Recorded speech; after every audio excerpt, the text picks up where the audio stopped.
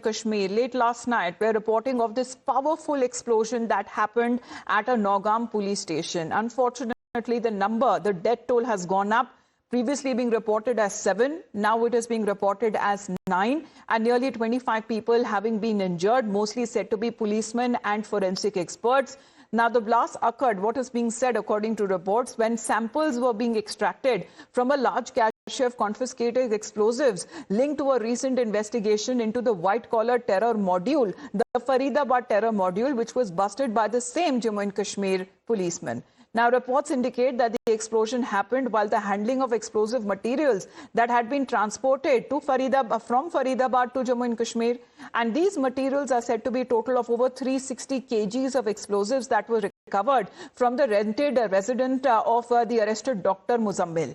Now, the Nogam police station, which is at the center of the investigation that led to the unraveling of the Jaish-e-Mohammed interstate terror module, however, is now being said that the entire building has been gutted and the road leading to that police station has now been cordoned off. As Sahil Suhail is connected with us, so is Priyank and Bhavtosh, because on different angles, the investigation that has been taking place. Is there any connection that with the Delhi blast that happened late on Monday evening as well? We'll be talking on those specific angles as well. But Sahil, first up, a lot of movement there that we are looking at this morning. Investigative agencies are said to be present where you're reporting from, and the locals there also highlighting what they witnessed last evening. It was almost midnight when this explosion happened. Well, first of all, Jammu and Kashmir DGP Mr. Nalin Prabhat will be speaking on this entire matter at 10 a.m. at Police Control Room, Kashmir. This is the information that we have got, and on ground zero, we are also witnessing SGF, in fact, SDRF teams have arrived.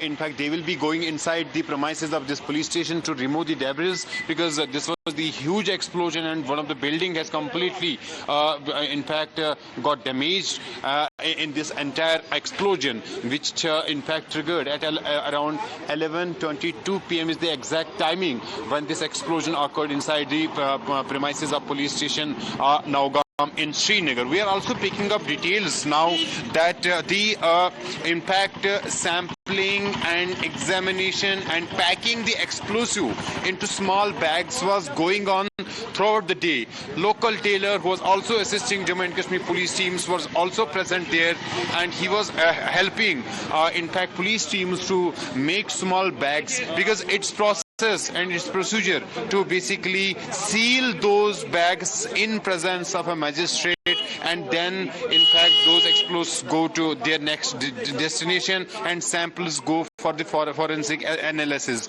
That's what was being done inside police station Nogam in Srinagar. Those in fact explosives were in fact stored and in fact packed into small bags, and that process was going on since throughout the day till late in the evening. Then this explosion has taken place. What really triggered this explosion is a matter of investigation. Jammu and Kashmir Police, the Bomb Disposal Squad, FSL, every other single agency is basically in fact involved in this particular investigation that's now taking place inside police station Nogam, Srinagar. But yes, in fact, a huge loss of lives, 9, including a local tailor.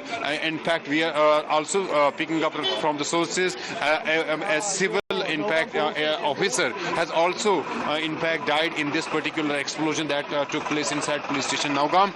As of now, the priority for Jammu and Kashmir Police and the security agencies is to go for the investigation. Jammu and Kashmir DGP Mr. Nalin Prabhat will be speaking to media at 10 a.m. in the police control room here in Srinagar. He will be detailing out exact details, what really went wrong. Standing by for that update when that press briefing happens to actually give us the details on what exactly led to this explosion that has now lasted nearly being reported, and 9 lives having been lost and over 25 of them being injured.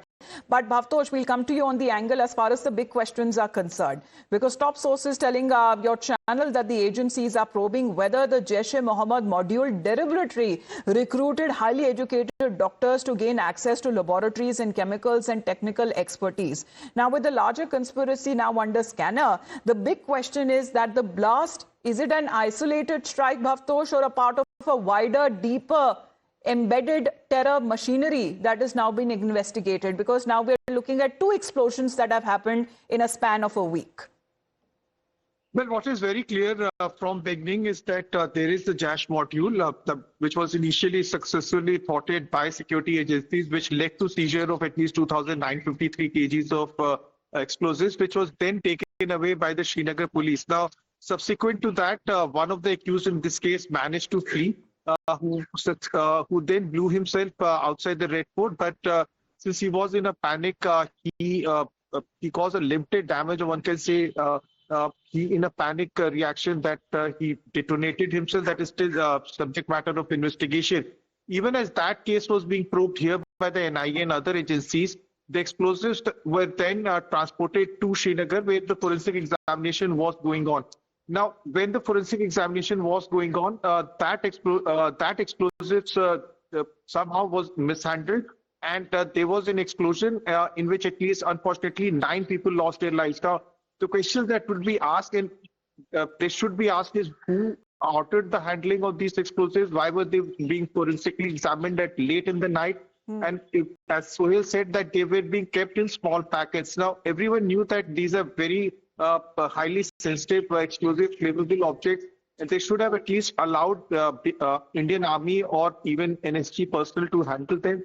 What was the need for the local police to do so? And it should have been kept in at a distance from the police station, where there is always a civilian population. The DGP will be holding a press conference later at the day when he will be answering these questions. But clearly something is amiss as far as this case is concerned. Big embarrassment for the Jammu and Kashmir police, the manner in which this explosion has taken place. Okay. Several questions need to be answered by them. But as far as the module is concerned, 8 individuals are being questioned at the Joint Integration Center, even by the NIA. But is this something new that the agency seems to be dealing with, something that has not been explored enough before, as far as when it comes to how to handle these explosives are concerned?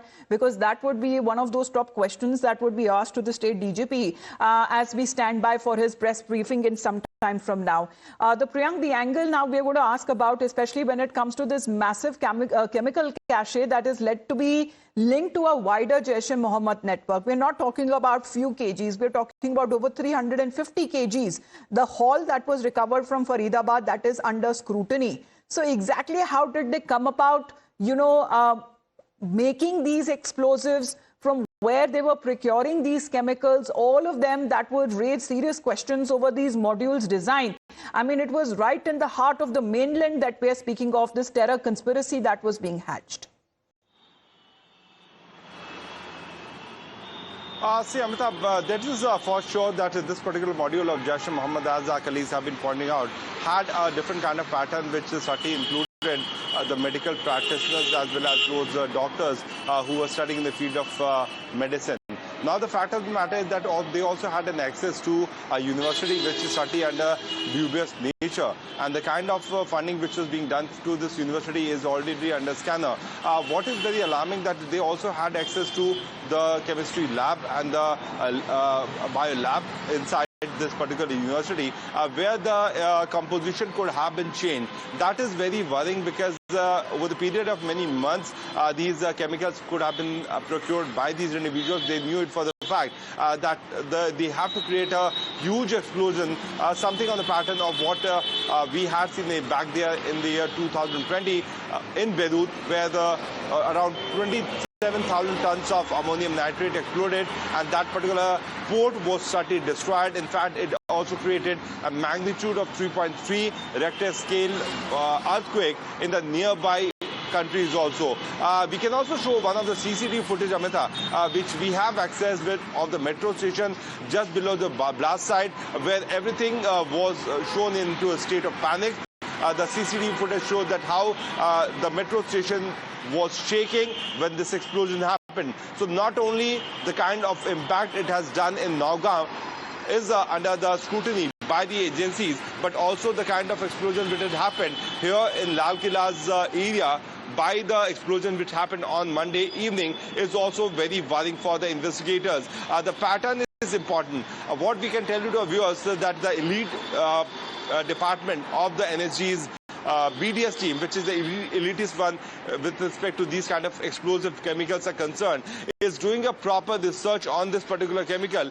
They are yet to come out with the detail. But the agencies will have to come out, Amita. They cannot keep their mouth shut just by saying that it's a matter of investigation. And whatever they have to do, that can be submitted before the court. They have to tell it to people that what kind of chemical could have been used, so that people can also be aware that if someone is coming to purchase something like this, that should have been avoided. There have been multiple raids which were carried out late last night also in the Nuh and Mewat area, from where these shacks of agricultural chemical, which is fertilizer chemical, How easily was available used are by there, and how they can actually track when it comes to if dangerous chemicals can be extracted from those fertilizers, ammonium nitrate being one of those highly inflammable ones that we are looking at. But are there similarities now being drawn to both of the explosions that have happened in Delhi and Nagaum police station? Well, that would be up to the investigative authorities, because there are more and more questions that are now building up to this latest explosion that is now being reported around midnight, when it comes to the entire police station building in Nagaum that was gutted. We'll continuously stay with those live updates. For the moment, Bhavtosh, Priyank and Sahil Suhail, thank you very much for connecting with us.